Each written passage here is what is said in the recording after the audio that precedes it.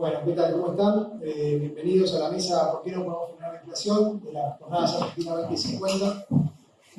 Como ya explicamos en otras presentaciones, bueno, la idea de estas jornadas es discutir, pensar, digamos, reflexionar acerca de los problemas de la Argentina, ¿no?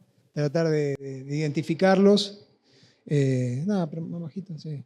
Tratar de identificarlos, conceptualizarlos, problematizarlos y también, si es posible, brindar una solución, ¿no? Nosotros como organización tenemos alguna serie de propuestas en esta y en otros paneles y bueno, esperemos que los invitados también puedan aportar en ese sentido y que por eso los invitamos, ¿no? Consideramos que hay gente que maneja esos temas y sabe de las cuestiones y por eso son aquí bienvenidos. Aquí en este caso, en este panel, tengo la doble función de presentador, coordinador y expositor. Así que es una situación un poco incómoda porque me ponen en la situación de exponer, pero también de ser digamos, el que impone un poco la disciplina. Y siendo el organizador también es una responsabilidad, ¿no? En ese sentido, después si Feli, podés tomarnos el tiempo o algo para que, sobre todo para mí, que no abusar del tiempo y yo después los voy a tener que, o ustedes mismos me van marcando. Ahora igual estamos en la presentación, ¿no? Claro, sí, ahí está, tenemos un doble control. Bueno, y hacemos la mesa más dinámica también para que todos podamos poner la misma cantidad de tiempo y después dar lugar a las preguntas, a las respuestas y poder terminar a tiempo porque las jornadas siguen durante todo el día de hoy. Es el último día el último día de las jornadas, que ya llevan 4 días discutiendo las temáticas más diversas, muy amplias como charlábamos. Antes en off, como se dice, antes de la mesa, pero bueno, con temas que consideramos que son relevantes para pensar dentro, digamos, de la situación actual que vive el país y en un contexto de avance del consenso liberal, como veníamos discutiendo, que propone en todos los partidos, digamos, del régimen más ajuste, pensar con otros compañeros y con otra gente, bueno, propuestas para salir hacia adelante, para salir con una vía de crecimiento y no otra vez, como dije ayer, de crecimiento y no de decrecimiento, no de ajuste, y que resuelva los problemas de la población. En este caso, bueno, los invitados aquí, está Joaquín Waldman, corregime si digo algo que no corresponde, pero es economista de la Universidad de Buenos Aires, becario doctoral de CONICET y miembro del Centro de Estudios de Estado y Sociedad, del CEDES, y bueno, es especialista en los temas de inflación y demás. Aquí a mi izquierda está Cristian Caracoche, que es economista, máster en Economía Política, docente investigador de la Universidad Nacional de Lomas de Zamora, ¿no? Y de la Universidad de Ciencias Empresariales y Sociales, ¿correcto? Perfecto. También, bueno, maneja muchos temas de historia económica y de economía y en caso de la inflación ha trabajado bastante sobre la cuestión y bueno, también muchas gracias a los dos por participar y mi nombre es Damián Vil. Yo soy, bueno, doctor en Historia, investigador de CONICET, docente de la Universidad de Buenos Aires, de la carrera de Historia de la Facultad de Filosofía y Letras y militante de Razón y Revolución y de Vida Socialista. La idea de hoy, la mesa, el título de la mesa era ¿por qué no podemos frenar la inflación? ¿Por qué no podemos parar la inflación? Y yo lo que traje acá es, bueno, un plan para combatir la inflación, ¿no? Porque más allá de poder identificar los problemas, también la idea es ver si finalmente podemos salir de esta situación, ¿no? Antes que nada, me parece necesario hacer un diagnóstico de la situación y explicar en qué consiste el fenómeno o cuál es la raíz del fenómeno. El fenómeno que consiste, me parece que más o menos a grandes rasgos todos lo sabemos, lo sentimos en los bolsillos y en la vida cotidiana, ¿no? El aumento de lo general de precios, que por lo general no va acompañado por el aumento de los ingresos de los hogares. Y eso lo vivimos día a día todos los trabajadores. Pero lo interesante, lo que me parece necesario en primer momento, en primer lugar, es marcar, digamos, a qué responde este problema o este fenómeno en realidad, porque para nosotros la inflación no es un problema, sino que es la manifestación de un fenómeno más profundo, y discutir, bueno, algunas, se quiere, posibles soluciones que siempre están en danza, en los debates públicos, sobre todo por ahí en los debates más del establishment o que uno observa en las noticias. ¿Cuáles no son los factores que explican la inflación o cuáles de alguna manera la explican superficialmente o como manifestación solamente y a los cuales me parece que no deberíamos atacar, porque es como se dice, querer curar al enfermo de viruela pinchándole los granos, ¿no? O sea, la enfermedad va a seguir presente, si solo se ataca la manifestación. Y por último, pasar bueno, a la respuesta, ¿no? A la que decimos, bueno, la inflación está determinada por aquí o viene por este lado y la solución, a nuestro entender, sería la que voy a pasar a explicar hacia el final de la exposición. Bueno, para adelantar un poco el final de la exposición, y si me quedo corto, haberlo dicho en el camino, nosotros consideramos que el problema de la inflación en la Argentina, que es la manifestación de un problema, valga la redundancia, está dada por el retraso constante de la productividad del trabajo. Ese es el problema de fondo que está detrás de la inflación o del fenómeno de la inflación en Argentina, del aumento de precios. Que no es más, digamos, que, como vamos a mostrar ahora a continuación, la destrucción de la moneda, ¿no? La pulverización de la moneda y del poder adquisitivo por la desvalorización del trabajo nacional. Básicamente, esa es la cuestión que está detrás del fenómeno de la inflación, y ya ese punto de partida nos va a permitir discutir con una serie, digamos, de posibles soluciones que nosotros creemos que son falsas o de corto plazo y por lo tanto obsoletas, y cuál podría ser una solución realmente que pueda detener el problema y adecuar a la Argentina a lo que nosotros consideramos quizás lo que es la inflación coyuntural o la inflación media a nivel mundial, que hoy día estamos en una situación, a diferencia de la década previa, donde hay algunas tendencias inflacionarias en el mundo, bueno, tenemos vinculadas al tema de la guerra, el problema de la energía, alimentos, los efectos de la pandemia, la crisis de los contenedores, hay un montón de causas, pero que son más bien coyunturales y que obviamente están muy por debajo de los niveles de Argentina, ¿no? En Estados Unidos estaban escandalizados o muy preocupados por un 6, 7 u 8% interanual, y acá salían los memes de decir, bueno, no, la banderita de Argentina, no, por no saber lo que es la inflación o cosas así, ¿no? Que era como una cosa, como otro mundo. Entonces, la Argentina tiene otro problema de inflación estructural que se refleja en algunos datos, ¿no? Por ejemplo, digamos, ya estos números ni se pueden mencionar, ¿no? Porque ya no sé ni cuántos trillones, billones está. O sea, en un periodo de 50 años, o bueno, acá menos, pero podamos estirarlo hasta el día de hoy, que el peso argentino está viviendo la misma dinámica, ¿no? O sea, se ha visto la pulverización de un montón de signos monetarios, algunos más o menos acelerados, el peso puede durar un poquito más, y esto de 1970 a 1991, pero el fenómeno inflacionario en Argentina se remonta a mediados de los 40, o sea, el tema de cifras de inflación por ahí similares a las que vemos ahora, con momentos, digamos, de picos muy altos, de ciertas recuperaciones vía algunas veces planes de estabilización o algún fenómeno de alza de precio de los commodities o alguna situación particular, pero luego nuevamente retomando un nivel muy, muy elevado. De hecho, cuando decimos una baja, por ejemplo, entre el plan primavera y el plan austral y el plan primavera, hay una baja, pero estamos hablando de 80, 90% de inflación, y después vuelve con una furia tremenda con las hiper de Alfonsín y la primera hiperinflación de Menem, ¿no? Que tienen que estar en otro gráfico porque distorsionarían toda la visual del resto de las cifras, porque ya es una cosa, digamos, inabarcable. Tenemos una etapa, digamos, de cierto control de la inflación a partir del famoso plan de convertibilidad y demás, que solo escondió el problema debajo de la alfombra, digamos, a fuerza de endeudamiento y privatización de bienes públicos. Y también de exportaciones petroleras que en ese momento suben mucho, generan una afluencia de divisas como reservas y les permite al gobierno mantener una paridad ficticia, digamos, una sobrevaluación monetaria que sirve, y digamos, una serie de legislaciones atando la emisión y demás a la disponibilidad de reservas que, bueno, permiten esa situación. Pero la convertibilidad explotó por los aires. Ya incluso los mismos defensores de la convertibilidad o los técnicos avisaban en 94, 95, ojo que a partir de las devaluaciones por las crisis de arroz, tequila, etcétera, los famosos efectos, bueno, el esquema de la Argentina no iba a durar mucho. Efectivamente, ya todos más o menos vivimos el 2001. Parece que fue ayer, pero pasaron 20 años.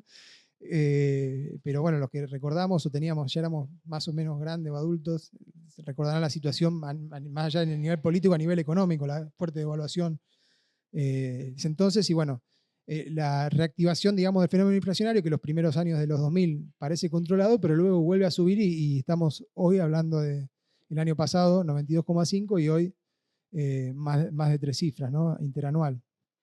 En ese sentido, la Argentina, bueno, se ubica,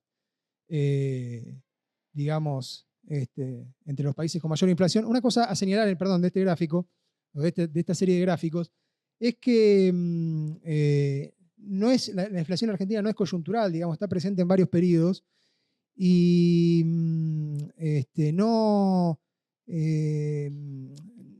es algo que, digamos, que baje con las supuestas recetas liberales, digamos. No hay menos inflación cuando el Estado tenía menos presencia en la etapa de los militares, como se ve, y estamos hablando de inflaciones de números de 3 cifras, ni tampoco cuando, si se quiere, la estructura impositiva era menor. Hoy día tenemos el 40% de la economía argentina está en negro, básicamente, un trabajo no registrado y la economía en negro en general.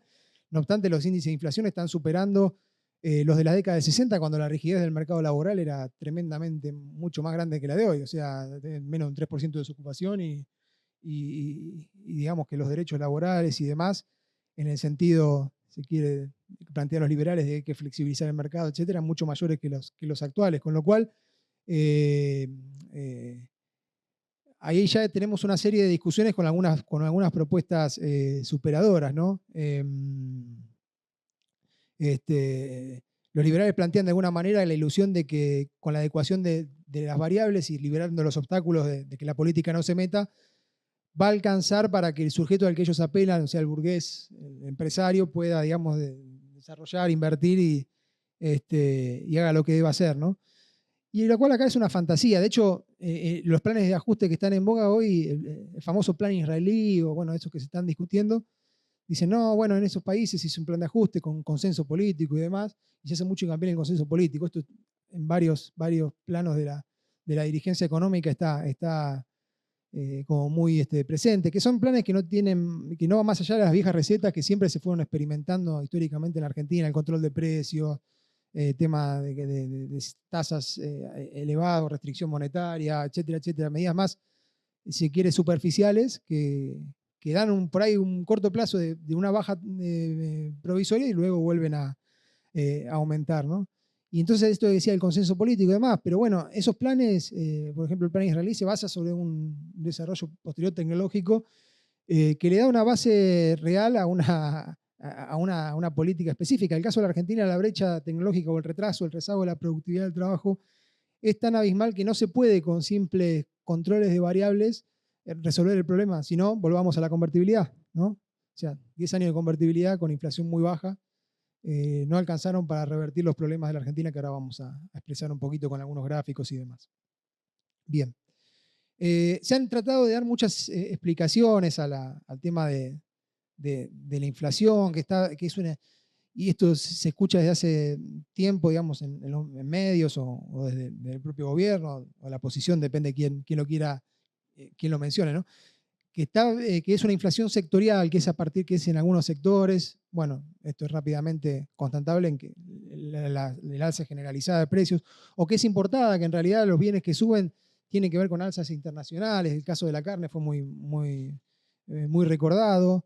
Ahí hay una serie de elementos donde uno puede ver que en realidad el precio de la carne en la Argentina viene subiendo, a pesar de que en el mercado, en momentos de baja exportación de la Argentina, o sea, de mucho consumo interno, con lo cual el precio internacional no debería tener tanta incidencia, y en momentos en que el precio internacional de la carne está estancado, o sea, sigue subiendo. Lo mismo pasa con el crudo. ¿Recuerdan cuando la caída en 2013-2014, que abre la crisis en Venezuela y en otros países? La nafta en la Argentina sigue subiendo, salvo creo que fue un par de meses donde bajó un 5%, pero fue muy poquito y luego continuó en aumento.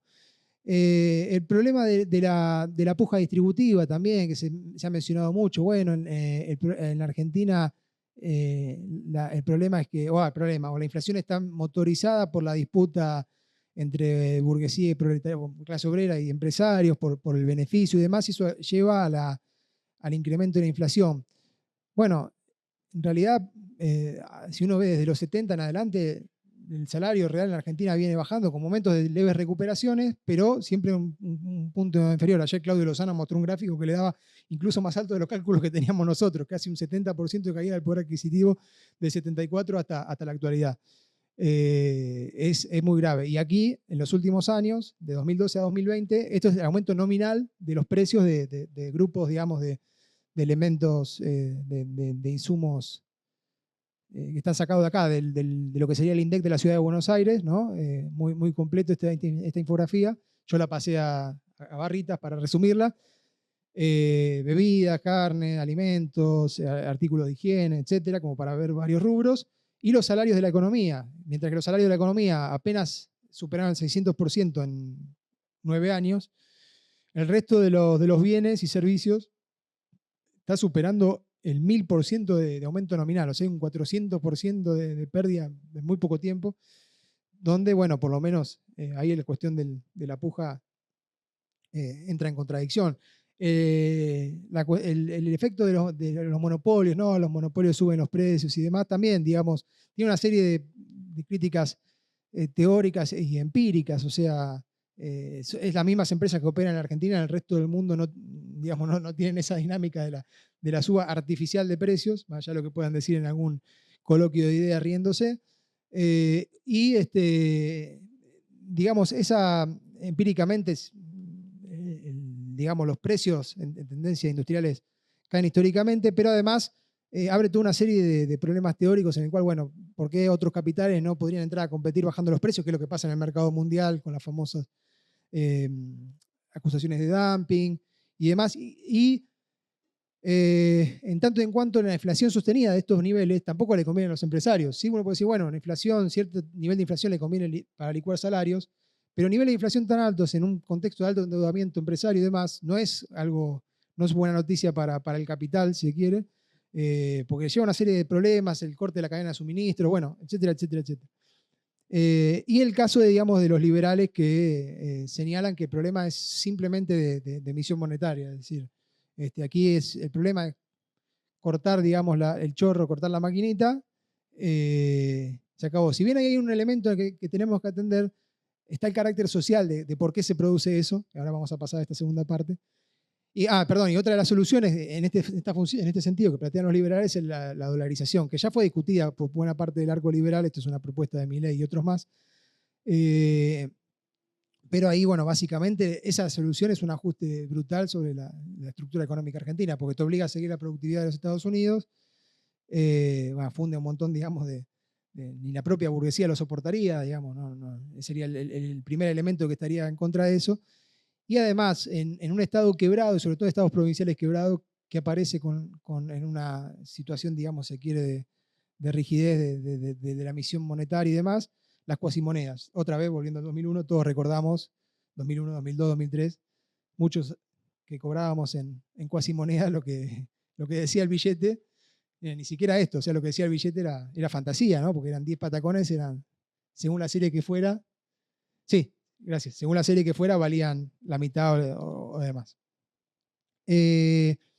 Otra falsa salida es la devaluación de la moneda, que no es más que la forma social que representa materialmente el valor del trabajo local y que puede dar una protección muy menor, pero no resuelve la cuestión de fondo, ¿no? O sea, después, efectivamente, lo que pasa a la salida del 2002 es que la devaluación monetaria da un colchón de protección, una expansión sobre la capacidad instalada, pero al poco tiempo la inflación vuelve a alcanzar a los costos y ese colchón ya se pierde, ¿no?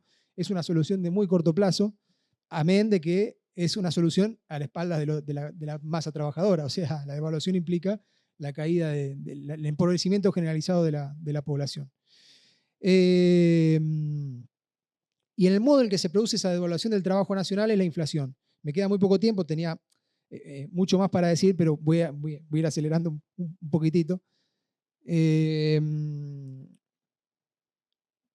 Bueno, acá había un gráfico para seguir lamentándonos de la caída salarial, de cuántos cortes de carne podíamos comprar en un salario, digamos, del obrero registrado a principios de este siglo y cuántos hoy. Incluso fíjense que en la crisis de 2001, o sea, en el momento más, 2001-2002, ahora estamos en ese nivel o peor, ¿no? En función de los ingresos. Esta es una medida de rentabilidad, hay muchas y puede ser que esté muy, muy mediada, pero una medida de rentabilidad general es el PBI per cápita en algún indicador que trate de igualar acá PPP, precio de paridad, de igualar, digamos, el registro. Tiene muchas mediaciones porque, bueno, persona ocupada, hay muchos, está el efecto de la renta y la evaluación de la moneda, etcétera, etcétera. Pero lo que muestra es el retraso que tiene la Argentina en la productividad del trabajo, que es lo que marca también el achicamiento de la economía argentina, porque ¿cuál es la contracara de esto? Es la reducción de la economía argentina en el mercado mundial, es decir, que cada vez podemos vender menos, cada vez nos cuesta más caro comprar los bienes del exterior, por eso no hay dólares. La industria argentina es consumidora de dólares y no genera divisas, entonces ahí nos vamos acercando también al problema social. Retengan esto que ahora voy a pasar, que me queda muy poquito tiempo, pero ahora voy a pasar a eso. En ese sentido, el retraso en la productividad que provoca el achicamiento y la desvalorización del trabajo nacional también provoca la pulverización de la moneda.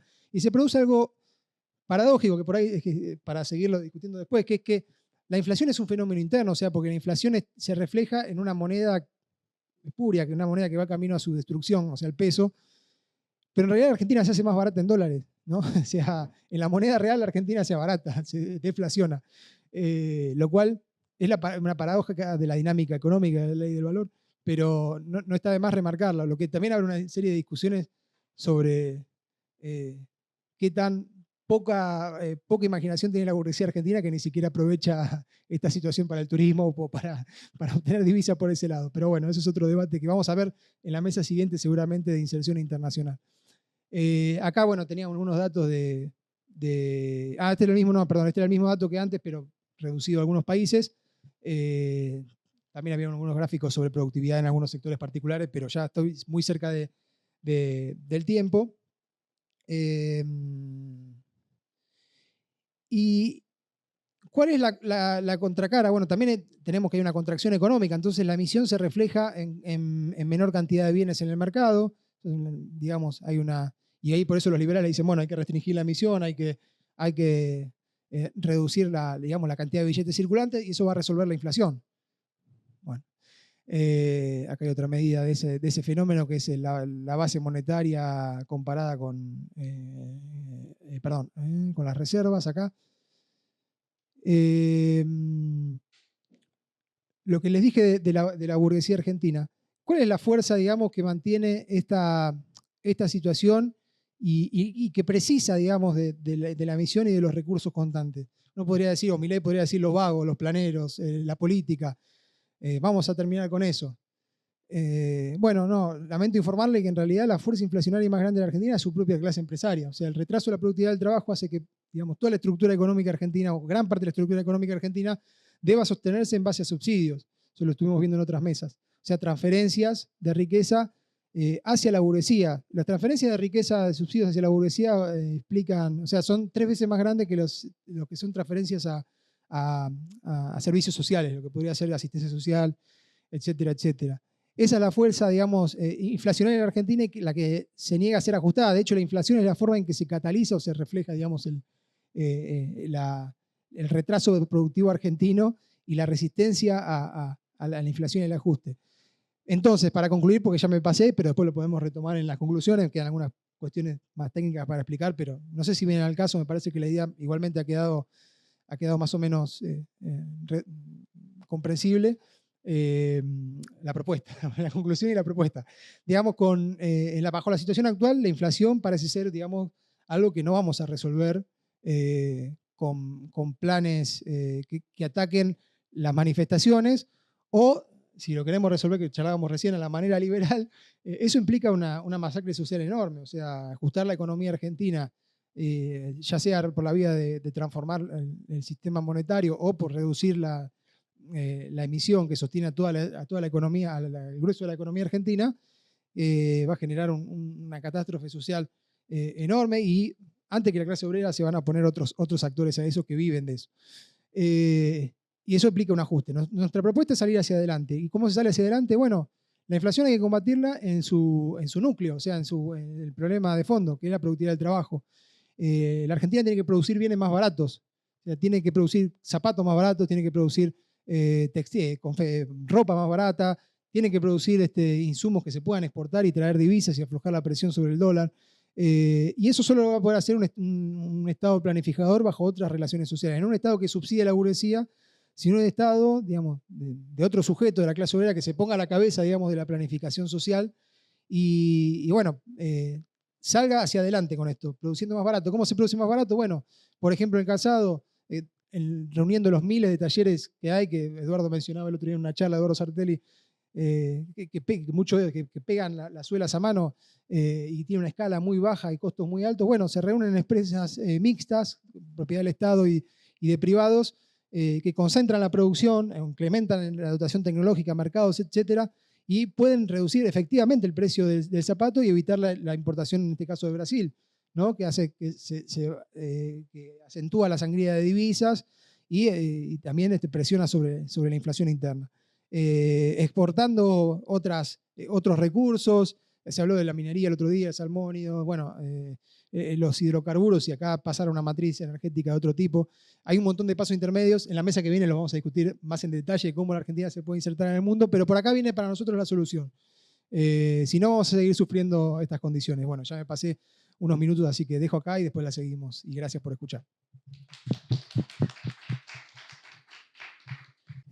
Bueno, antes que nada, gracias por la invitación a los compañeros de Vía Socialista.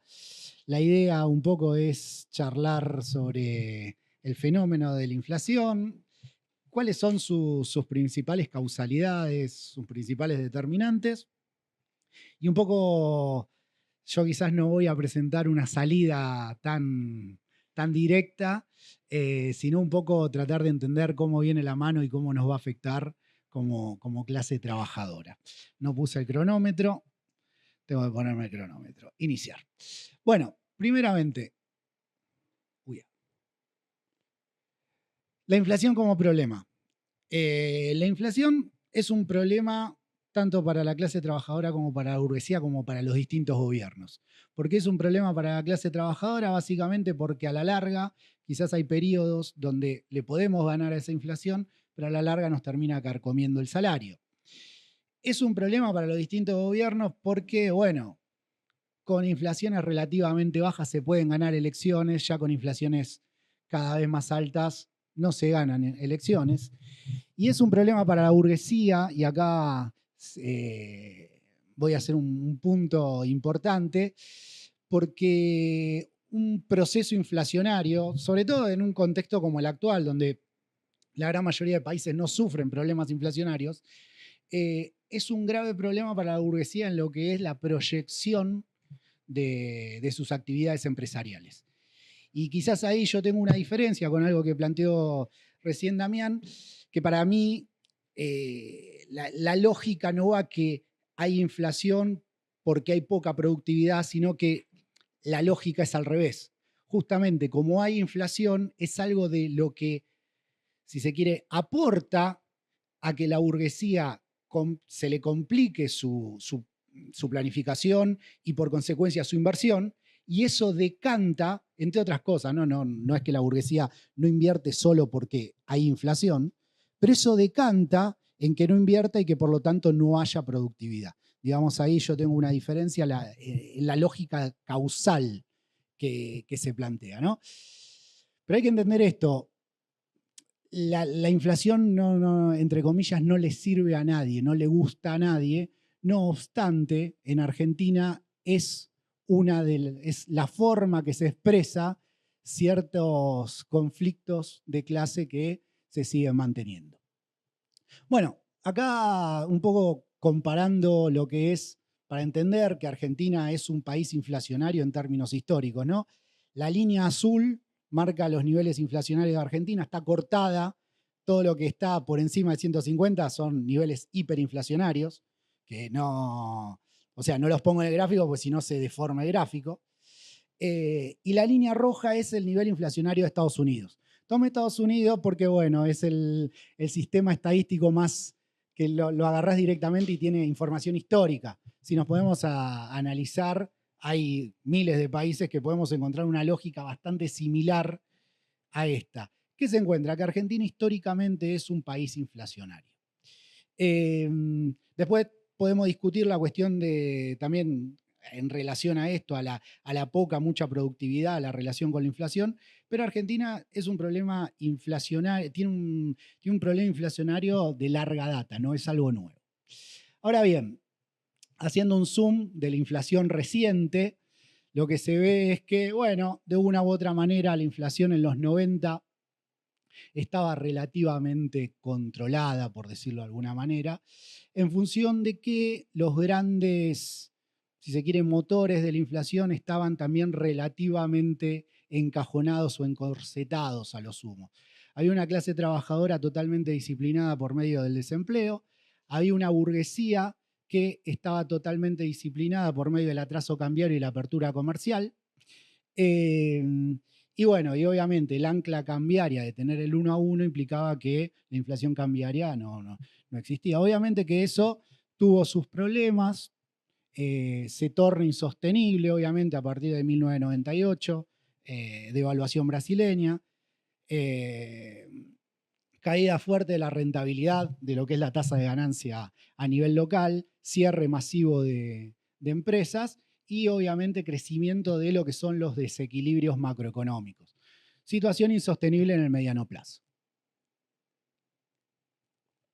Entre el 98 y 2001 se tornan todas las alianzas de clase para discutir esta convertibilidad y obviamente, como todos sabemos, encuentra ante la imposibilidad de lo que se llama un ajuste nominal, es decir, básicamente que se reduzcan los salarios para que la economía argentina se torne más productiva, más competitiva, se da finalmente la crisis del 2001 con su respectiva devaluación en el 2002.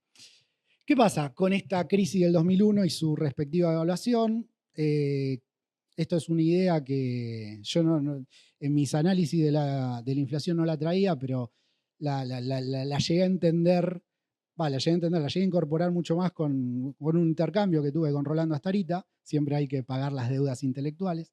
Se da un cambio en el esquema monetario que permite la libre emisión que anteriormente no permitía, es decir, en los 90 estaba encorsetado. Y además se da un cambio en lo que son los precios relativos, es decir, los bienes transables pegan un salto, los bienes no transables en un primer momento se mantienen relativamente estables o con una inflación moderada. A su vez, lo que se da también en el 2001 es la consolidación de un cambio en las relaciones de fuerza, es decir, venir de los 90 de derrota en derrota al 2001, que termina siendo una derrota, porque el desenlace termina siendo ese, pero las relaciones de fuerza cambian, ya no son las mismas. Y eso trae consigo, y después podemos discutir la cuestión de la puja distributiva, porque hay una cuestión de nominalidad muy importante, que en estos días lo estuvo tratando Melconian sobre el tema gasto, que hay que prestarle mucha atención. Pero bueno, a partir de ese cambio en esas relaciones de fuerza, vuelve a generarse esta puja distributiva y vuelve a darse demandas salariales que en algunos años estaban por debajo de la productividad, del incremento de productividad, pero otros años empezaron a estar por encima y obviamente alentando el proceso inflacionario. Después, bueno, un poco ya lo había comentado Damián, está la cuestión del incremento de los precios de los commodities entre 2002 y 2015, hubo un crecimiento fuerte, que eso aporta de una u otra manera como un motor más de la inflación. No obstante, a partir del 2009 aparece el déficit fiscal y su consecuente monetización, que eso se mantiene prácticamente hasta el día de hoy. Son todos factores que se van sumando al proceso inflacionario y que un poco hay cierta correlación entre cosas que van a aparecer acá arriba y esta flecha que va creciendo acá abajo. Es decir, a medida que se van sumando factores, la inflación va cada vez avanzando más en sus tenores. A partir del 2012 se empieza a dar también un proceso de devaluación por momentos progresiva y por momentos de asaltos. Los años más inflacionarios casualmente son años pares que preceden o suceden elecciones, 2014, 2016, 2018. Y obviamente cada uno de esos años pega un salto el nivel inflacionario. Después está la cuestión del cepo, que está bastante poco estudiada, pero la cuestión del cepo alienta el proceso inflacionario en el sentido que es una devaluación sectorial, por decirlo de alguna manera, donde muchas empresas, cada vez más a medida que avanza el cepo cambiario, empiezan a importar insumos no al precio oficial, sino al doble, por ejemplo, de lo que está el tipo de cambio oficial, y entonces es una inflación, si se quiere, cambiaria, pero sectorial. A su vez, se da el proceso de actualización de tarifas, que no es otra cosa, tanto el cepo como la actualización de tarifas, no es otra cosa que inflación pospuesta. Es decir, es inflación, rubros de precios que en su momento no avanzan acorde a la inflación, que los distintos gobiernos utilizan como anclas, pero que en algún momento esa inflación aparece. Y después tenemos, bueno, estos últimos dos golpes inflacionarios que vino a ser la emisión que trae consigo el COVID y lo que fue posteriormente la guerra, ¿no? Todo esto nos deja en una situación con un índice de inflación cercano al 100% para el año pasado y esperado también para este año rondando el 100%. Ahora, ¿por qué no se puede frenar la inflación en Argentina? Yo acá, de nuevo, me corro de la explicación de la productividad en el sentido de que Argentina, bueno, en los últimos años perdió el primer puesto en productividad de Latinoamérica. Está segundo, tercero, depende del año que tomemos. No obstante, en el resto de Latinoamérica, en los únicos dos países que hay inflación, es Argentina y Venezuela. En el resto de países, con productividad por debajo de Argentina, muy por debajo de Argentina, no hay inflación. Entonces yo ahí es un debate que tendría sobre la inflación con la cuestión productiva. ¿Cuál es la gran hipótesis que yo planteo? Que en Argentina no se frena la inflación porque hay una clase trabajadora que por distintos canales mantiene una cierta capacidad de disputa y más allá de su derrota sigue obstaculizando el programa de la burguesía. ¿En qué sentido? Bueno, entendiendo esto como la hipótesis general de por qué no se puede frenar la inflación, porque todavía existe una clase trabajadora que mantiene cierta capacidad de disputa, los distintos motores inflacionarios que planteé hace un ratito se pueden dividir en tres grandes grupos. Por un lado, cuestiones exógenas, cuestiones que de acá adentro mucho no podemos hacer, ¿no? Incremento de precio internacional de los commodities, cuestión del COVID y cuestión de la guerra. Hay dos cuestiones que son propias del capitalismo argentino, un poco, yo esta idea la tomo de la famosa anomalía argentina, Adolfo Illy, que estoy haciendo un trabajo para cuantificar esa anomalía argentina en términos de capacidad de disputa de la clase trabajadora, que por un lado tenemos la cuestión de la puja distributiva que genera una inercia en tanto y en cuanto los aumentos salariales en términos reales están por debajo del aumento de productividad, pero son crecientes. ¿Qué quiere decir? Y que sí, quizás el salario, quizás no, en los últimos años el salario ha caído, no obstante, los aumentos salariales en términos nominales vienen creciendo. Es decir, los aumentos salariales del 2015 son menores que los del 2016 en términos nominales, ¿no? En términos reales es otra cosa. Entonces, al generar un piso nominal cada año, por definición, eso genera una inercia inflacionaria. Y a su vez tenemos la cuestión del déficit fiscal. La cuestión del déficit fiscal tiene mucho que ver también con la misma resistencia de la clase trabajadora ante los ajustes. No lo traje acá, pero hay un grafiquito que salió en estos días que muestra el nivel de déficit fiscal argentino pre y post pandemia y el comparado con el resto de países latinoamericanos. Uno encuentra que pre pandemia el nivel de déficit fiscal argentino estaba muy por encima del resto de países latinoamericanos. Obviamente con la pandemia ese déficit fiscal crece para todos los países, pero post pandemia ese déficit fiscal se achica abruptamente en el resto de países y en Argentina no. En Argentina se achica, pero a una velocidad muchísimo menor.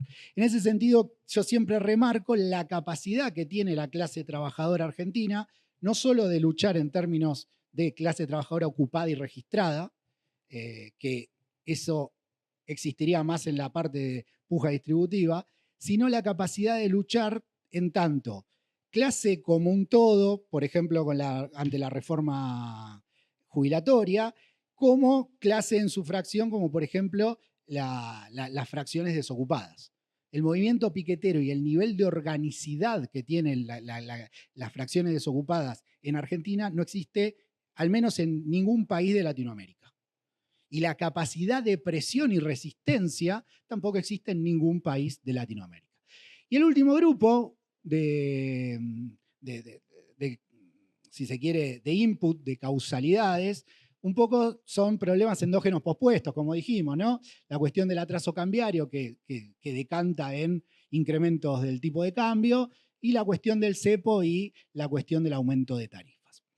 A todo esto, habíamos dicho, ¿por qué no se puede frenar la inflación en Argentina? Porque todavía existe una clase trabajadora que de una u otra manera mantiene cierta capacidad de disputa. A su vez, esto implica necesariamente que para frenar el proceso inflacionario es condición sine qua non, al menos en términos del capitalismo argentino de la actualidad y en el corto y mediano plazo, ¿no? Después podemos discutir si tomamos el poder los trabajadores, pero en el corto y que también si tomamos el poder los trabajadores tenemos que discutir otras cosas también. Pero en el corto y en el mediano plazo, en el marco del capitalismo argentino, una reducción inflacionaria implica necesariamente una derrota de nuestra clase y que obviamente, dado esta lógica, cabe esperar un mayor empeoramiento en las condiciones de vida de la clase trabajadora, siempre enmarcado en un ajuste general que está haciendo la burguesía. Frente a esto, y acá termino, y dejamos para la... Sí, la idea era dejar para el debate. Frente a esto, y acá termino, yo dejo planteadas dos grandes interrogantes que creo que hay que pensar, tanto en términos, si se quiere, académicos como políticos. Es primero, si el próximo gobierno va a lograr avanzar en este ajuste, si se quiere, para de una u otra manera estabilizar el ámbito de acumulación, frenar la inflación, tratar de ordenar un poco los déficits y demás. Y por otro lado, pegar un salto o relanzar la tasa de ganancia y por lo tanto la tasa de acumulación en Argentina. Yo creo que el próximo gobierno, eso haciendo las cosas medianamente lógicas en términos burgueses, lo va a hacer. La gran pregunta que me queda a mí, y también la comparto, es una vez que hace eso, ¿hasta cuánto le dura ese ámbito de acumulación estabilizado y esa rentabilidad nuevamente relanzada, ¿no? Que ese es el gran problema que ha tenido la burguesía, entiendo, desde hace mucho tiempo hasta acá, de no lograr estabilizar el ámbito de acumulación en el mediano plazo y mantener un nivel de rentabilidad elevado en el mediano plazo, que devenga eso, que devenga sucesivamente en una acumulación de capital de mediano plazo para mejorar los niveles de rentabilidad. Obviamente que todas estas cuestiones que estoy hablando, este PDF tiene 114 hojas, con muchos datos. Si a alguien le interesa, después en la segunda parte vamos charlando esos datos y los vamos discutiendo. Hasta acá yo. Muchas gracias a la organización y a Damián en particular por invitarme a exponer. Lo que yo voy a estar mostrando hoy es parte de los avances de mi tesis doctoral, lo que estamos investigando junto con Martín Rapetti, que es mi tutor, y con Gabriel Palazzo, con quien también trabajamos, es un poco de qué forma los países de nuestra región que tuvieron inflaciones parecidas a la nuestra lograron no tenerlas más y resolver este problema que arrastraban de manera crónica. Para eso nosotros lo que vamos a estar investigando, les adelanto un poco de qué va mi exposición, es qué hicieron países con inflaciones de crónicamente más del 20% en los últimos 50 años en América Latina y en qué se parecen los planes, sobre todo los que tienen éxito. Nosotros encontramos una serie de planes para bajar la inflación en este periodo, los clasificamos según el grado de éxito que tienen, según si son exitosos por un tiempito, son exitosos de forma duradera o si fracasan, y los analizamos de forma comparativa. Entonces, a modo de introducción, aunque ya es parecido a lo que se viene diciendo, es muy difícil que los países crezcan con inflación. La inflación es nociva para el crecimiento de la economía carcome los avances del salario real, también dificulta la actividad empresaria y de esa manera impide que una economía tenga un crecimiento sostenido. Acá mostramos los países que crecieron durante por lo menos 3 años consecutivos y vemos que la mayoría están concentrados del 30% de inflación para allá. En este marco, Argentina, en particular en la actualidad, es un país que crece muy poco. Está en los últimos 11 años que muestro acá en el gráfico, en el 10% de países que menos crece del mundo. Y también, como decía Damián, es el 4.º país con más inflación del mundo. Tenemos Sudán, Zimbabue, Venezuela y nosotros. Con lo cual hay una anomalía en el comportamiento de la economía argentina que lo hace un país con particularmente mucha inflación, mucha más que el resto de países en desarrollo, que el resto de la región y que países incluso con estructuras productivas comparables, y también una economía que crece muy poco, con un rendimiento o un desempeño particularmente malo. Frente a esta cuestión, nosotros planteamos que los países con inflaciones crónicas, con procesos parecidos al que vivimos hoy en día, suelen resolverlo con planes de estabilización.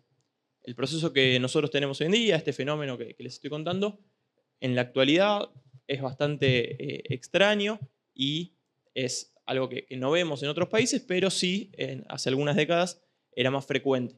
Sobre todo en los 60, los 70 y los 80, muchos países sufrían de inflaciones parecidas a la nuestra e hicieron planes de estabilización para poder resolverlos. ¿A qué me refiero con un plan de estabilización? Básicamente a un conjunto de políticas coordinadas que son anunciadas por parte de un gobierno en un momento puntual que dice, a partir de ahora vamos a implementar esto, esto y esto, abarcando distintas áreas, teniendo en cuenta la multicausalidad del fenómeno inflacionario y proponiendo que de ese momento en adelante no iba a haber más el aumento sostenido de precios que se veía previamente. Nuevamente, nosotros buscamos planes de estabilización en los últimos 50 años en países de la región, encontramos 46 que parten de inflaciones de más de 40% y hasta el 33.000, es decir, hiperinflaciones bastante importantes, y dentro de estos vamos a intentar identificar o sobre todo enfocarnos en cuáles son exitosos de forma perdurable, cuáles durante 5 años o más logran domar el fenómeno inflacionario. Esta es más o menos la inflación de los países que hacen un plan de estabilización. Voy a mostrar varios gráficos de este estilo en donde marco en la línea sólida que se ve la mediana del grupo de planes para cada una de las categorías de éxito. Es decir, la línea verde muestra el país que divide por la mitad a los países que hacen un plan de estabilización exitoso, dejando, digamos, de la línea para abajo la inflación de la mitad de casos y de la línea para arriba la otra mitad. Y el área sombreada verde incluye al 50% de planes. Estoy mostrando básicamente un caso arquetípico o un caso que puede ser representativo del grupo y algunos otros de forma de ver la dispersión al interior de cada grupo. Para los amarillos es lo mismo, estoy mostrando el percentil 25-75 y la mediana de los países que hacen un plan de estabilización que tiene un éxito transitorio, y en el caso de los rojos son los países que hacen un plan de estabilización y fracasan. En la línea punteada marco el momento de arranque y podemos ver que eran países, de vuelta, muy inflacionarios. Tenían una inflación interanual por arriba del 400% en los casos que fracasan y en torno al 150% en los casos que posteriormente van a ser exitosos. De cualquier manera, vemos que las áreas sombradas son muy amplias, con lo cual hay una mezcla muy grande de casos antes de lanzar un plan de estabilización, pero después de lanzarlo, los países que tienen éxito logran bajar la inflación y bajarla de forma sostenida y duradera, por lo menos durante 60 meses. Esos son los países que me interesa analizar y estudiar. Una característica principal o que resalta enseguida cuando vemos este tipo de procesos es que en general los países que bajan la inflación de forma sostenida y que logran mantenerla en el tiempo también bajan el ritmo de depreciación. ¿Sí? Un plan no puede funcionar con un tipo de cambio que siga creciendo, con el precio del dólar que siga avanzando todos los meses. Esto va en contra de la desinflación y por eso, para poder hacer una desinflación sostenida, es necesario frenar el avance del tipo de cambio. Esto produce, en la gran mayoría de los casos, que como los precios siguen avanzando algunos meses o algún tiempo después del freno repentino del tipo de cambio, su valor se retrase, con lo cual termine quedando más barato que como estaba al inicio. Vemos que en mediana, y esto se replica para la mayoría de los casos, los países exitosos tienen al cabo de un tiempo un tipo de cambio real 20% menor al del comienzo del plan. Esto, dicho de otra forma, es el precio del dólar se atrasa un 20% en comparación al momento en que inicia el programa. Esto va de la mano de unas cuentas externas que suelen deteriorarse. No es nada novedoso, está muy estudiado este asunto, pero lo encontramos también en nuestra base, que cuando la inflación se frena y el tipo de cambio se rezaga respecto al resto de los precios, los países pierden competitividad y de esa forma van deteriorando sus resultados externos. Un poco esto lo que nos indica, o la conclusión que nosotros extraemos, es que para comenzar un plan que sea exitoso es necesario partir de cuentas externas que sean superavitarias. Vemos acá la distancia que hay entre los países que logran estabilizar la economía, que logran frenar la inflación, se distinguen por comenzar con un superávit externo, comenzar con más exportaciones que importaciones y de esa forma tener cierto espacio para que el dólar se retrase, se pierda competitividad cambiaria, como dijeron previamente, y puedan mantener en el futuro un déficit externo. Esto es otra manera de ver lo mismo. Estabilizar requiere tener dólares, algo que hoy es un poco difícil o esquivo para la economía argentina. En el gráfico de la izquierda mostramos que este grupo de países que estabilizan y estos otros puntos en verde que están cerquita, contaban en el momento de arranque con un superávit de cuenta corriente y también con un superávit fiscal.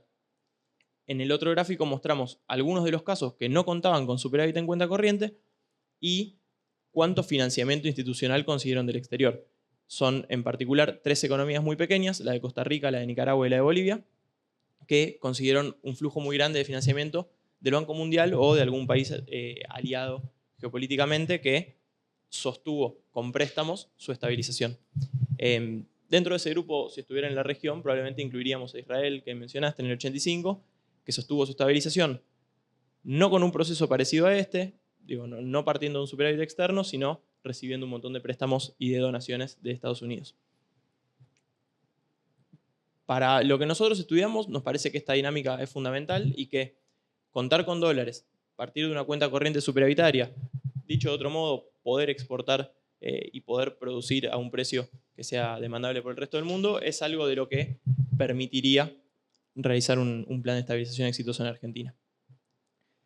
Otro de los elementos que vemos que coincide o que se sostiene o que es muy frecuente en los planes de estabilización exitosos es la cuestión fiscal que mencionabas vos.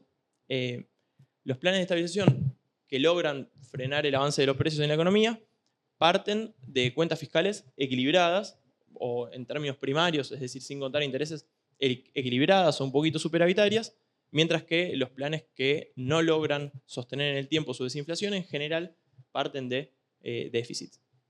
Por el lado del déficit financiero, incluyendo los intereses de la deuda, vemos lo mismo. Por un lado, arrancan con menos déficit, ¿sí? En torno al 2% del PBI, que hoy en día es lejano para nuestra economía. Pero además, lo mejoran y lo sostienen en el tiempo. Esto genera, visto desde distintas formas de entenderlo, por un lado, menos necesidad de monetizar, menos necesidad de emitir para financiar el desbalance del tesoro. Por otra parte, genera menos necesidad de endeudamiento externo, pudiendo liberar el espacio que hubiera de endeudamiento externo para pagar por las importaciones y no pagar por los gastos del Estado. Y por otra parte, genera la sensación del propio compromiso del gobierno del Estado con acotar su propia dinámica o su propio comportamiento en torno al gasto a la sostenibilidad del proceso. Visto incluso de otro modo, también genera que no sea el Estado quien genere en algunos sectores específicos excesos de demanda que desajusten los precios relativos y den por terminada con la experiencia. En particular, el Estado en general gasta en sectores no transables que si tuvieran un desbalance muy importante poco después de la estabilización, agravarían este proceso del tipo de cambio real, pudiendo generar problemas externos. Esta es otra de las características que encontramos en común entre los planes, que es que en general se inician con brechas cambiarias elevadas y con el tiempo las van pudiendo reducir y tender hacia una unificación del mercado cambiario.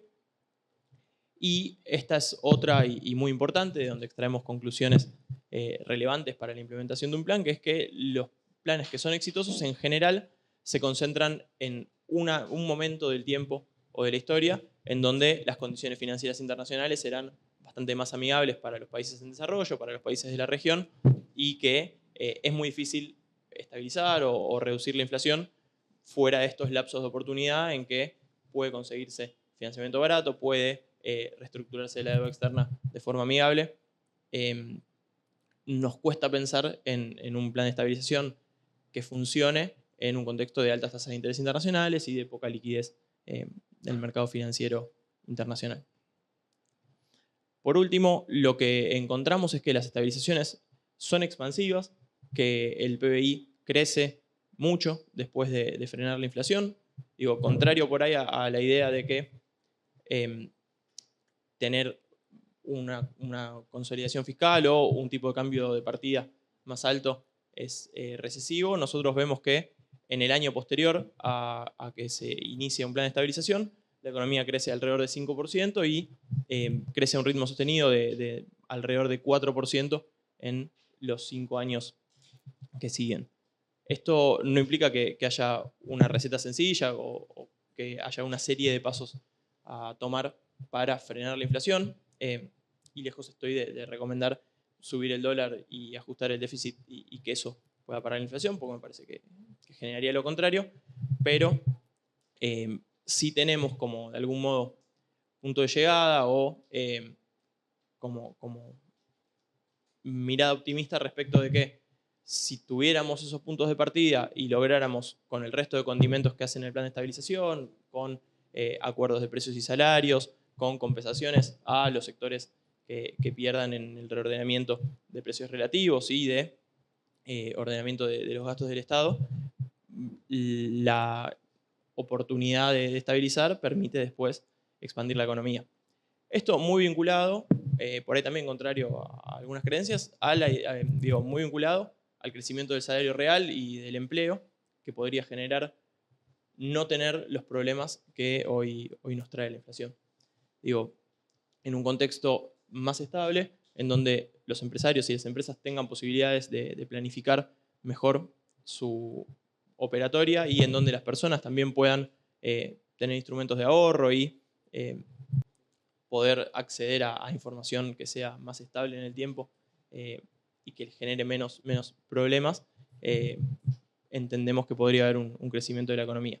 Y también vinculado a el atraso o la apreciación del tipo de cambio real, que en general está muy estudiado en nuestras economías, es expansivo y es beneficioso para el salario real.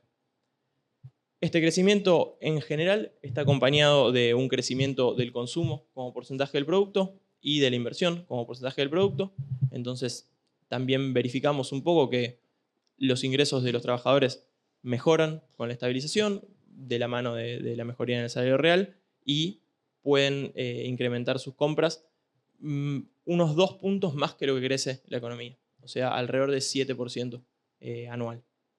Y por el lado de la inversión crece mucho más que el producto, justamente por lo que vos decías de cómo tienen mejor forma de planificar su negocio de las empresas y invertir en una economía que tiene más perspectivas de estabilidad que en el lapso previo.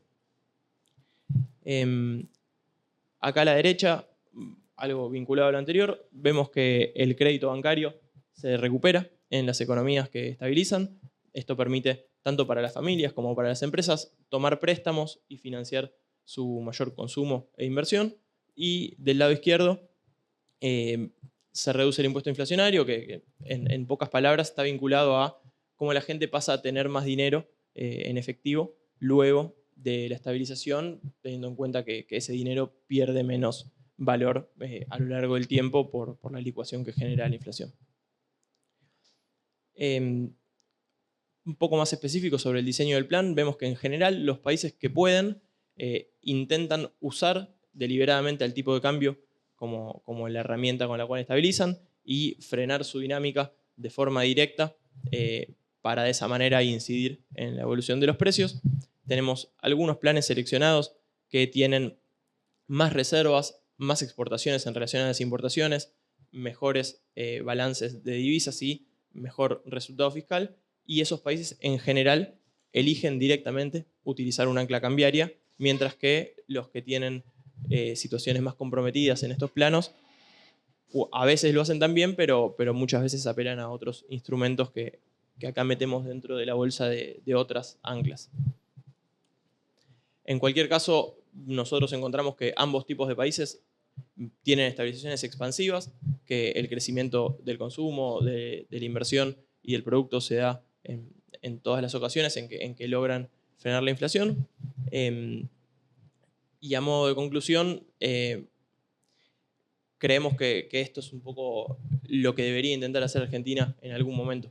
Un plan de estabilización que primero logre algunos puntos de partida que creemos fundamentales y necesarios para que funcione y que, por suerte, después encontramos que es beneficioso en líneas generales para la economía. Muchas gracias. Bueno, gracias a ambos. A ver, ¿vio el cable? Ahí, gracias. Así.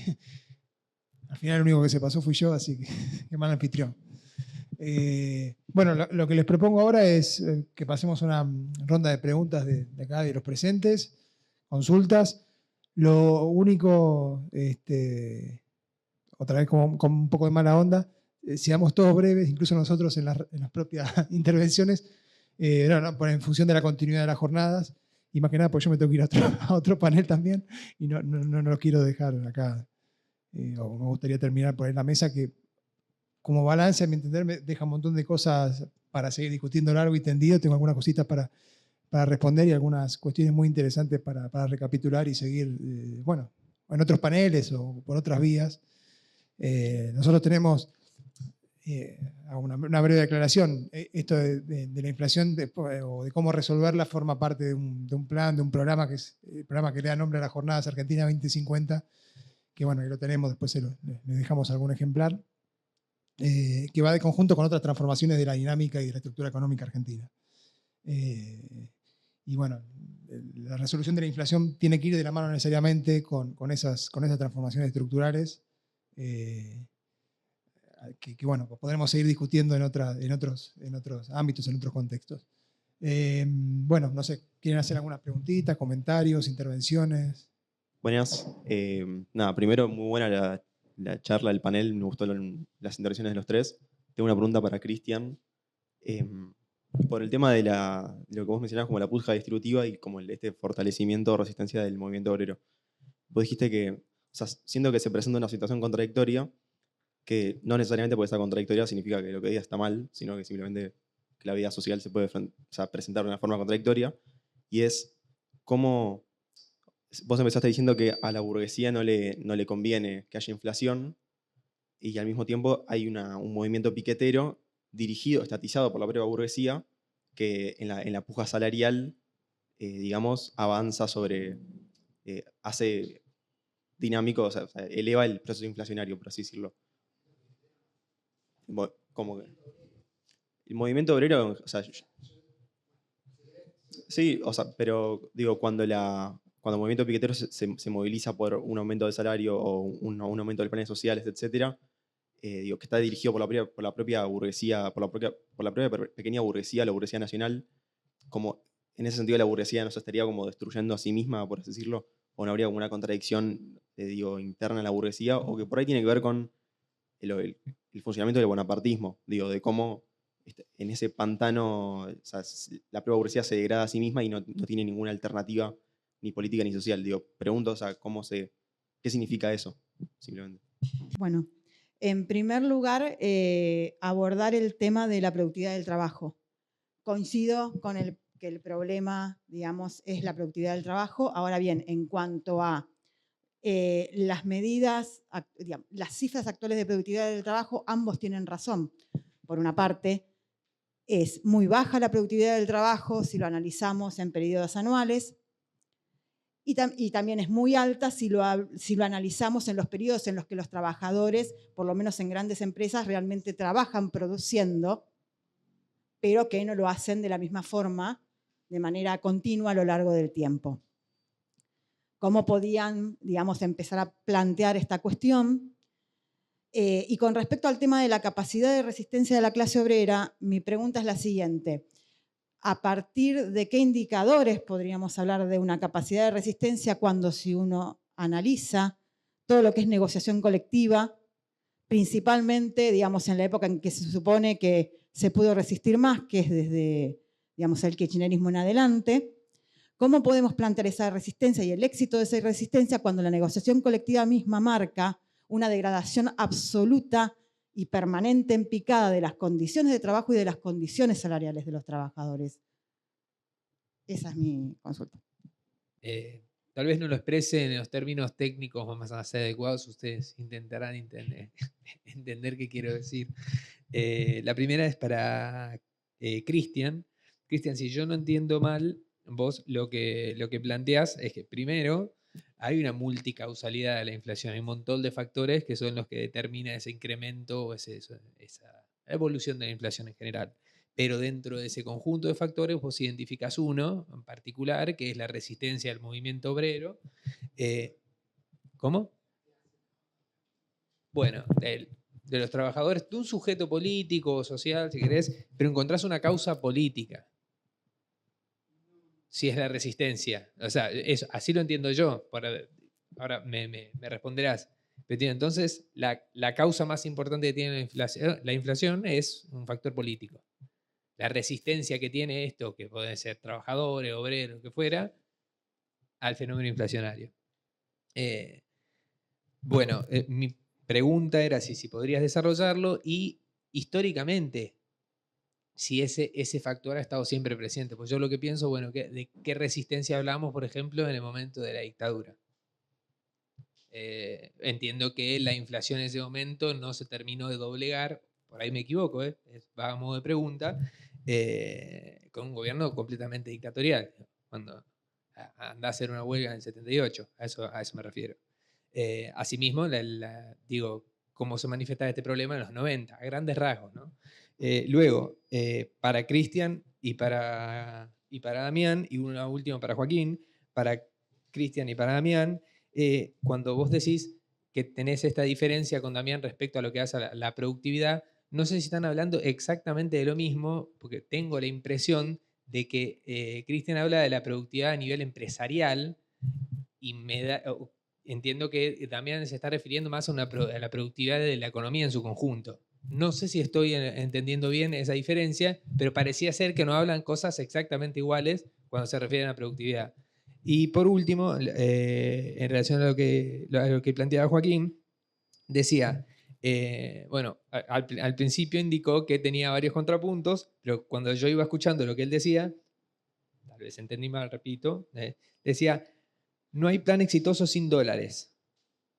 Y me parece que en algún punto eso es lo que está planteando Damián. Está diciendo, si vos no conseguís dólares por la vía de, por ejemplo, aumentar tus exportaciones, es decir, por la vía de hacer una economía más competitiva, más productiva, no vas a conseguirlos. Entonces, en ese punto yo lo que veo es una coincidencia, salvo que esa obtención de dólares provenga de un ajuste en las condiciones de vida que te permita, por ejemplo, abaratar aquello que vos estás vendiendo por la vía de salarios más bajos.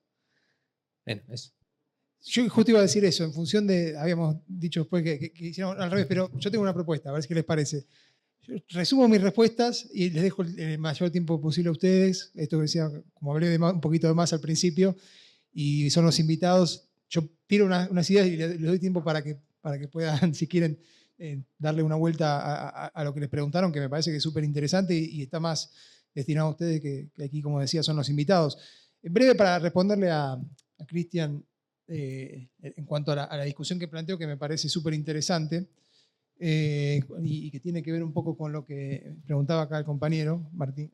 El tema de la productividad, ¿cuál es el huevo o la gallina? ¿No? ¿Es la productividad o es la inflación? acá lo que hay que tener en cuenta es que lo que yo entendía como productividad tiene que ver con eso, con el sistema, con la economía en su conjunto, y el achicamiento de la Argentina en su tamaño, digamos, relativo a nivel mundial. Es decir, cada vez se hace como un país, no voy a ampliarlo solamente, voy a ver si podemos verlos acá muy brevemente. Igual después se lo circulo, al que le interese me lo pide. Su achicamiento como tamaño de economía. ¿Qué significa su achicamiento como tamaño de economía? Su capacidad, digamos, de generar y de captar valor en el mercado mundial.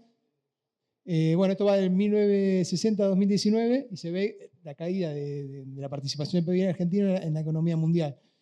La contrapartida de eso es que el capitalismo en Argentina, a pesar de que crece y crece la productividad interna, como mencionaba la compañera, que yo por ahí creo que por ahí está hablando más de intensidad del trabajo, pero no sé si tanto de productividad, o sea, de que cada mercancía tenga menos valor agregado, o sea, del aumento de la productividad del trabajo en sentido en que lo entendemos nosotros. Por ahí quizás estabas hablando de mayor intensidad del trabajo, que no es exactamente lo mismo, quizás aprovechar más los tiempos muertos o el momento de la jornada, eso después lo podemos discutir con más detalle, sí.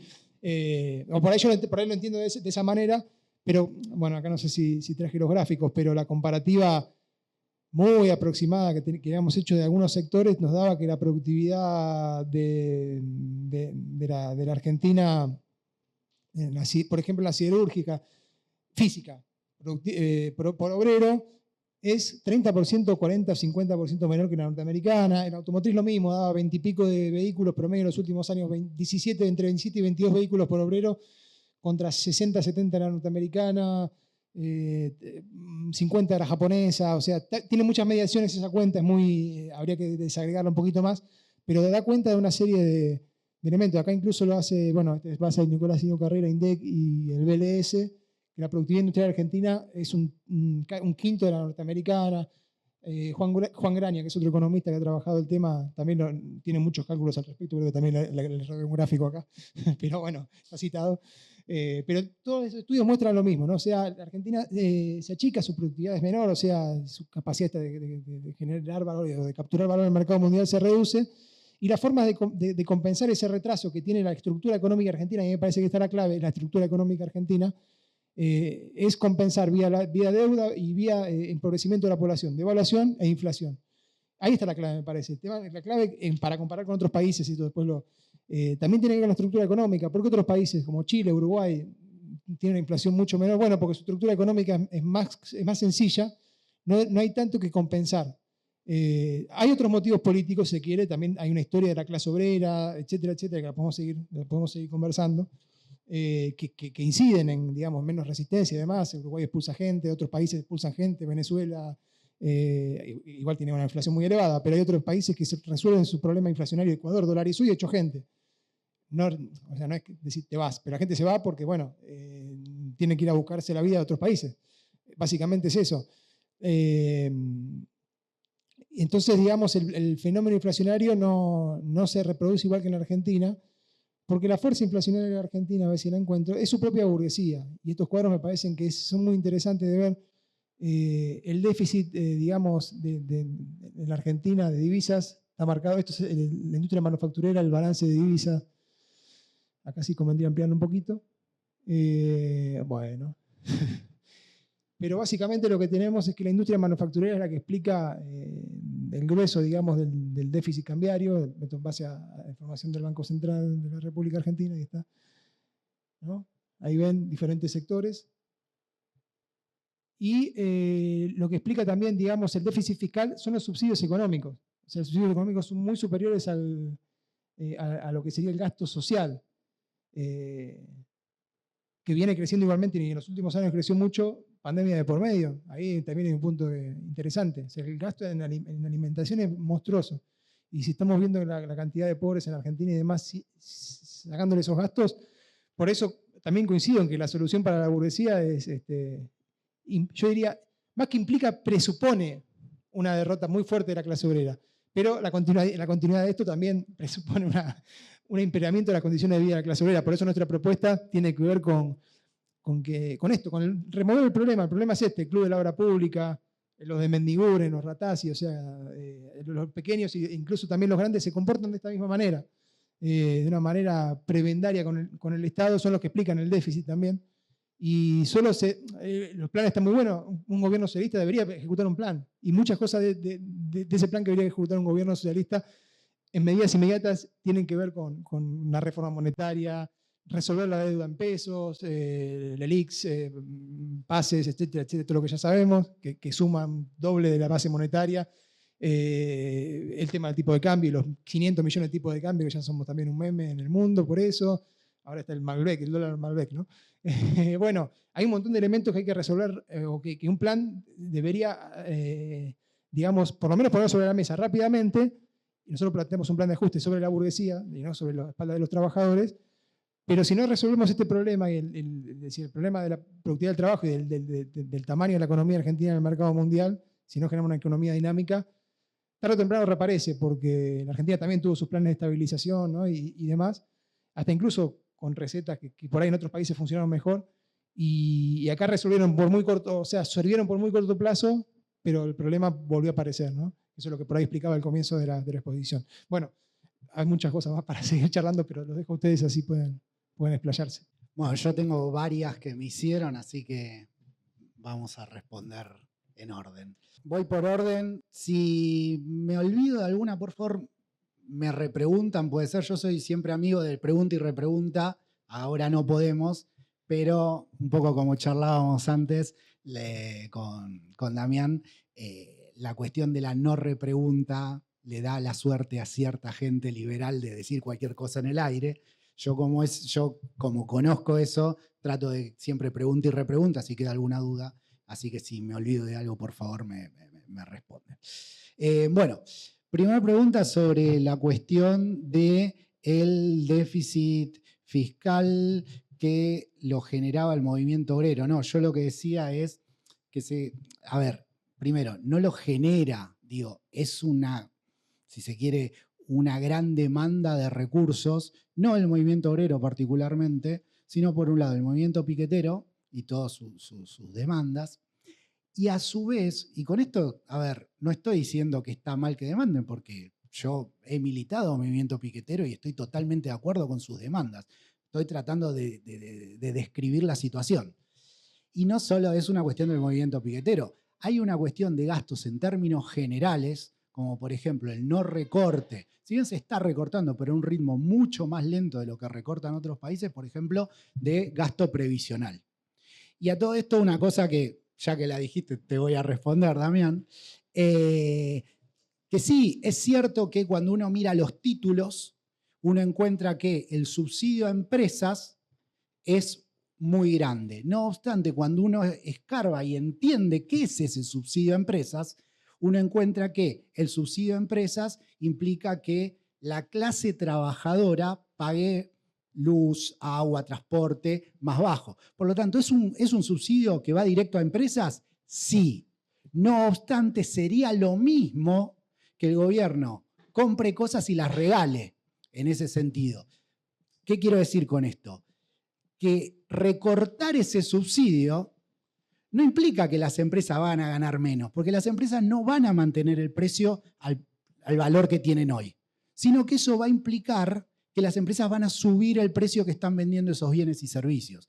Por lo tanto, es un gasto que en el renglón dice subsidios empresariales, pero tiene un alto contenido en términos sociales. Eso es muy importante. Y como tiene un alto contenido en términos sociales, también tiene un alto contenido, si se quiere, una alta resistencia a la baja.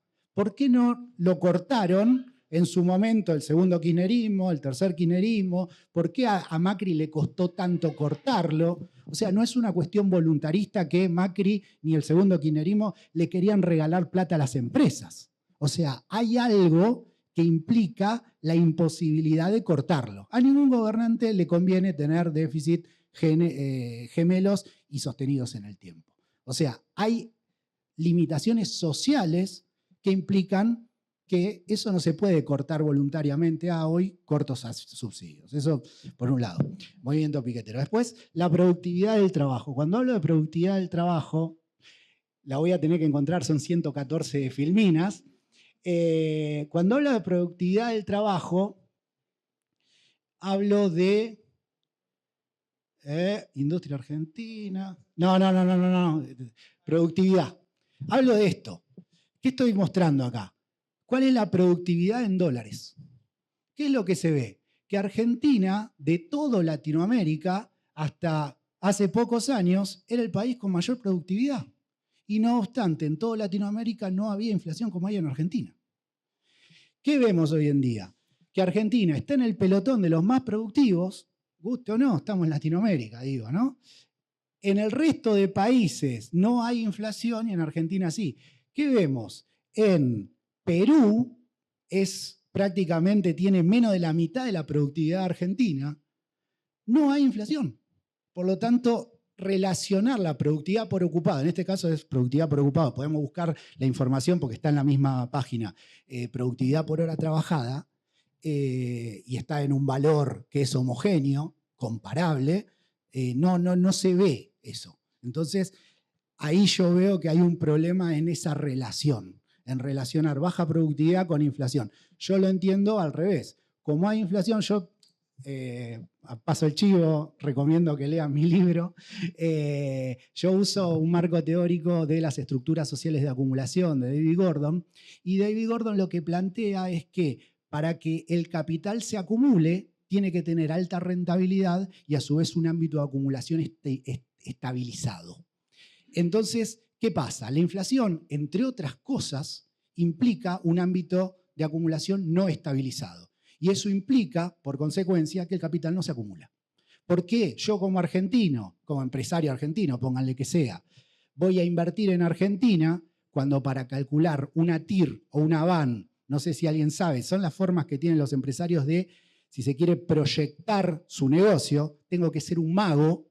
Si voy a Brasil, o voy a Chile, o voy a Uruguay, y proyecto TIR y VAN a 20 años.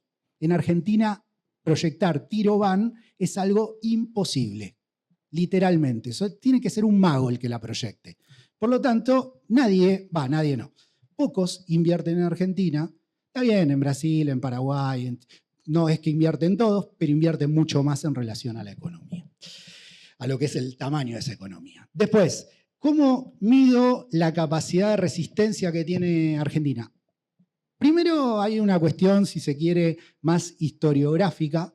Hay muchos historiadores que siempre hablan de esta cuestión particular de Argentina. Hay un acuerdo, por ejemplo, Adolfo Gili, en su texto clásico La anomalía argentina, después está en uno de los prólogos de Torre, no sé si era El gigante invertebrado, también habla de esto.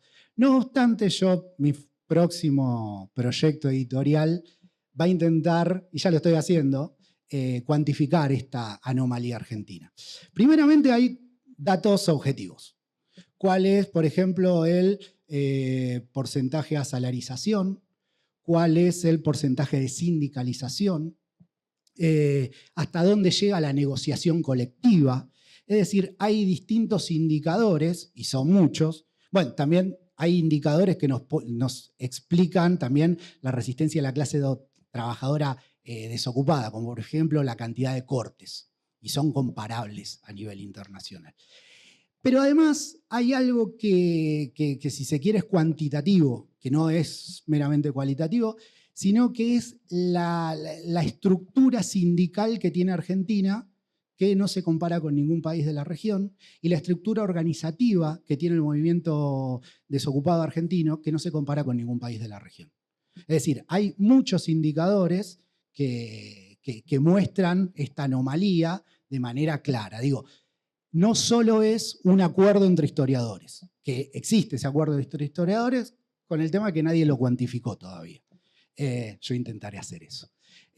Pero, digamos, esa anomalía existe y existen los datos. Cuando uno empieza a mirar, por ejemplo, ahora la OIT, a quien le interese lo puede ver, reordenó su base de datos con muchos de estos datos que estoy dando. Cantidad de paros, cantidad de sindicalización, cuánto abarca las convenciones colectivas de trabajo. Es decir, ahora hay datos comparativos y la OIT creo que desde los 70 para acá tiene datos. Es bastante bastante interesante. No traje justamente, siempre muestro un gráfico de la evolución de las huelgas a nivel histórico, no lo traje esta vez. Después, la resistencia del movimiento obrero, vos me habías planteado, yo me apuré como a responderte, pero lo respondo ahora. No es una cuestión política en términos de pensarlo, y bueno, el movimiento obrero quiso ser más combativo en Argentina y lo fue. Hay una cuestión histórica que lleva a que ese movimiento obrero sea más combativo que en otros países. Por un lado está todo el desarrollo que tiene en Argentina las industrias, que se desarrollan mucho antes que en el resto de los países de la región. Y entonces, a ver, ¿por qué siempre los conflictos se dan en las grandes conglomeraciones? Bueno, Argentina tiene grandes conglomeraciones de obreros mucho antes que el resto de países de la región. Después Brasil tuvo más conglomeraciones, con obreros más numerosos, pero históricamente por una cuestión de reinversión de renta, Argentina, si se quiere, fue el primer país que se industrializa, y a partir de eso hay una explicación histórica materialista de por qué los trabajadores tienen esa capacidad histórica de organización. A eso se le agrega la cuestión de todo el andamiaje legal que aporta el peronismo. De nuevo, yo sobre este tema siempre recomiendo mucho, aunque no la considero una compañera, pero la que investigó mucho la cuestión del andamiaje legal, del rol del delegado en fábrica y la comparativa del delegado de la capacidad, entre comillas, de hacer daño del delegado de fábrica, es Victoria Basualdo. De nuevo, no es una compañera, pero investigó mucho ese rol y esa capacidad que existe en Argentina y que no existe en otros lados, como también la llegada que tiene las convenciones colectivas de negociación, que existen en Argentina y no existen en otro lado. ¿Ibas a decir algo? Sí, yo específicamente sobre ese punto. Vos decís que es una capacidad histórica, no deja de ser política. ¿Política en qué sentido te digo? Política en que es la lucha de clases en última instancia lo que está detrás del fenómeno inflacionario. Digo, al margen de que vos seas obrero, el que vos seas obrero y te pares en la calle para, no sé, luchar por mejores condiciones de trabajo o para luchar por un aumento salarial o contra un recorte salarial, es una actitud política, es la expresión política de un conflicto que es estructural. Por eso digo, ¿y por qué subrayo la palabra política? Porque en un debate entre economistas me parece de mínima original, si se quiere, o distinto, decir, bueno, este problema tiene un origen político, hay un factor político detrás de esto que es la inflación. Sí, yo te hice esta diferenciación en el sentido de en muchos ámbitos se alinea lo político con la voluntad. Yo por eso digo, es histórico en el sentido de que no es... Estoy de acuerdo que en términos, si lo planteamos así, sí, es algo que viene de la lucha de clases. Igual yo soy economista, pero estoy haciendo el doctorado en historia. Entonces, tengo que entregar la tesis este año. Yo entiendo que la cuestión histórica, si no, la economía son dibujitos, digamos, si no estudiamos eso. Bueno, no sé si hay alguna repregunta. No, bueno, respecto a los contrapuntos, yo planteaba los contrapuntos porque justo vos habías dicho respecto a este tema de la resistencia obrera que podía ser una pérdida para los trabajadores el hecho de resolver la cuestión inflacionaria, y mi presentación venía más bien por el lado contrario, postulando que las economías crecían cuando se bajaba la inflación, con crecimiento del salario real, con crecimiento del consumo de las familias y demás. Me parece que tenía más bien que ver con eso, porque creo que después, respecto específicamente de lo que nos preguntás sobre la necesidad de dólares, la necesidad de exportaciones, es algo que nosotros vemos muy claro en nuestro estudio y que creo que coincidía con lo que planteaba Damián y creo que coincidiríamos los tres. Digo, la necesidad de mejorar la productividad para poder venderle cosas al resto del mundo y de esa forma sostener un mercado cambiario relativamente calmo es clave en cualquier proceso de estabilización. Yo, volviendo un poquito para atrás con la discusión que quedó con este gráfico, coincido con esta idea de que la inflación sostenida va dificultando esto, va estancando cuánto se produce en una economía a nivel empresa, a nivel rubro y a nivel economía en general, y eso es nocivo para la propia intento de estabilización. No sé si más o menos. Genial. No, hablando del tema de la sindicalización, ¿no? Si bien podemos plantear el hecho de que sí, hay una alta tasa de sindicalización, la sindicalización está forzada por la reinstauración de la quita compulsiva del aporte, digamos, al sindicato por parte del trabajador. Entonces es medio como que estás presionado a sindicalizarte porque en realidad perdés un montón de otros beneficios que esa sindicalización te da y sin embargo te quitan el dinero, digamos, te descuentan el dinero de tu salario. Eso por una parte. Con respecto al tema de negociación colectiva, en realidad sí hay mucha cantidad, pero cantidad no es calidad. O sea, evaluar pormenorizadamente qué es lo que se negocia y qué resultado tiene en las condiciones de vida y salariales y de trabajo del trabajador es otra cosa distinta. Hay mucha negociación colectiva, pero muy desfavorable para los trabajadores. Y por último, el tema de los subsidios. Está bárbaro con el tema de los subsidios a la energía, pero ¿qué pasa con los repro cuando en realidad el Estado subsidia a la empresa para que pague salarios? Perdón. Me parece re interesante el redoble que das cuando mirás los subsidios y lo que se presenta como un subsidio a la burguesía, vos decís, no, mirá, fíjate que acá hay una parte que va en la energía, abarata el consumo residencial de la clase obrera. Entonces lo que se presenta como un subsidio a la burguesía termina siendo un subsidio a la clase obrera, pero que si das otro redoble más, ese subsidio a la clase obrera es un subsidio a la burguesía porque es abaratamiento de la fuerza de trabajo, o sea, es plusvalía relativa. Entonces, nada, es como el paso que falta, eso. Bueno, en parte lo que comentás vos, justamente es de la sindicalización forzosa, es un elemento estructural que viene históricamente. Justamente a esto iba. Muchas de las leyes que se dieron históricamente hoy en día siguen, si se quiere, como una pesada herencia para la burguesía, en este sentido, en que te obliga necesariamente, como vos decís, a financiar un aparato sindical que guste o no a la burguesía le molesta. ¿Se entiende? A la burguesía le molesta. Si fuese por la burguesía, se eliminarían, y te lo digo como asesor de sindicatos. Si fuese por la burguesía, se eliminan los sindicatos. Al menos en este contexto de lucha de clases, se eliminan los sindicatos. Y te lo digo como, de nuevo, como asesor de sindicatos clasistas, pero sindicatos al fin. Después, sobre por qué hay más instituciones, por consecuencia, eso no resulta en resultados positivos. Sí, estoy de acuerdo. No necesariamente más instituciones dan resultados positivos. Lo que sí, más instituciones obstaculizan el proceso de ajuste que requiere la burguesía.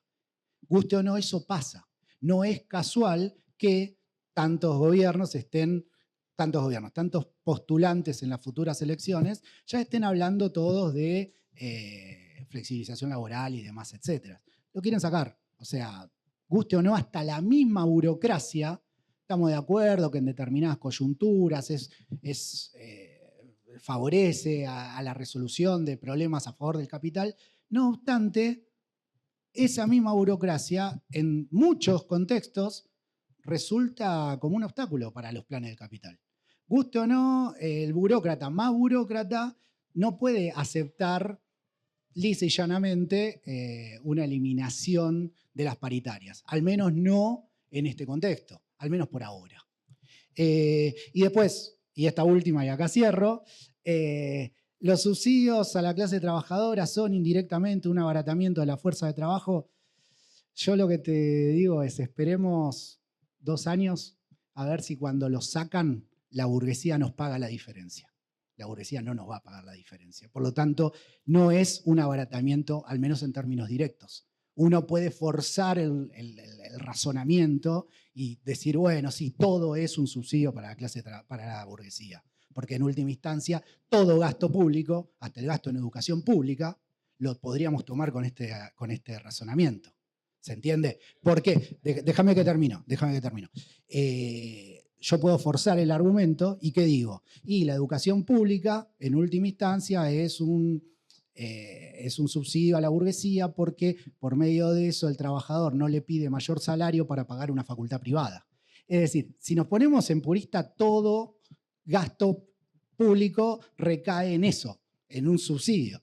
Ahora bien, en términos concretos, si es realmente un subsidio, al menos en lo concreto, lo que va a pasar es que cuando el próximo gobernante, sea Larreta, sea Massa, o sea Bullrich, o sea Milei, saque los subsidios, ¿qué va a decir el burgués? ¿Qué tendría que decir el burgués en ese esquema de razonamiento? Ah, bueno, a vos el boleto antes te valía 30 pesos, ahora te vale 100, toma los 70 de diferencia. No lo va a hacer.